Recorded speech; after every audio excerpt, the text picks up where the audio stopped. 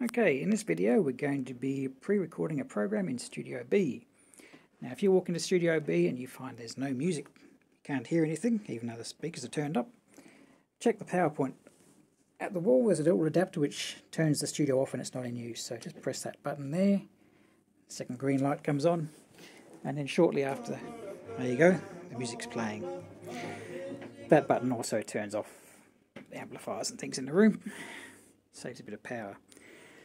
Now, we need to isolate this studio from the transmitter because we don't want to be affecting what's going to air, so just wake up the computer screen. You have to shrink this thing out of the way and have a look for an icon that says Isolate Studio B. You can find one here. When you double click on that, a message pops up on the screen, says done. Studio B is now isolated from the transmitter. And you go OK, it gives you a warning. Please don't turn your speakers up too loud because if somebody else is in Studio A, they might hear what you're doing, might affect their program. Alright, so we can now muck around in here. Doesn't matter what we do, it's not going to affect what's going to air. We do have to remember, of course, to reconnect it. I'll remind you of that when we finish. Now in this studio, there's a computer hidden inside the green box, and it's always recording. It's one of our 3 logging computers. To see what it's up to, you can just press the power button on this screen and you should be able to see, well in this case you get a bit of a nag there, it's got this, wants to do a restart, but I will deal with that. I'm not sure I've got a mouse plug in, I'm going to see the keyboard here, I'll just hit the escape key, there we go, that's out of the way, there's a white keyboard which we almost never use. And normally if I put Zara back on, you'll see that whenever any music's playing, it's flashing these little indicators to show that there's a signal going in. One very important thing which sometimes happens, I'm going to put a label on it tonight before I go.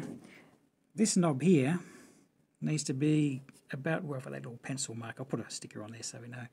That's the one which sends the music to the recording machine. Now if anyone turns it up too loud, it just stops working altogether, it doesn't record a thing, so it's important that that knob stays there. Occasionally people might get it by mistake when they're trying to turn the headphones down because it's right next to it. Okay, so basically because it's always recording, all you've got to do is turn Zara off and do whatever you normally do. So you grab the microphone and sing your heart out and wonder why nothing is happening. Why is there nothing on the screen? Oh, I haven't used Studio B so long. Of course you've got to turn it up. There we go. Now you can see the little things moving there and also moving over there so you know it's recording. And that's about it really, just do show as you normally would when you're finished. Go back to Zara. So we'll now say we finished our program. We just turn Zara back on as we normally would in this studio, make sure it's turned up on 0. You can check it if you want with that just to make sure it sounds right. And now we've got to reconnect Studio B, so we go 2 clicks on Connect Studio B. It says about to connect to Studio B, make sure Zara is turned on and the current program, so the current program is not interrupted. We've already done that, Zara is on and playing.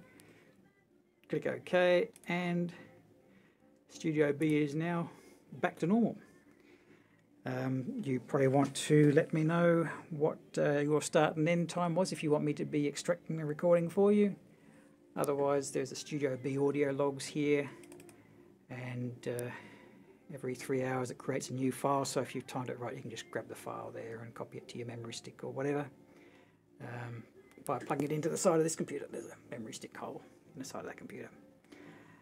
And that's about it.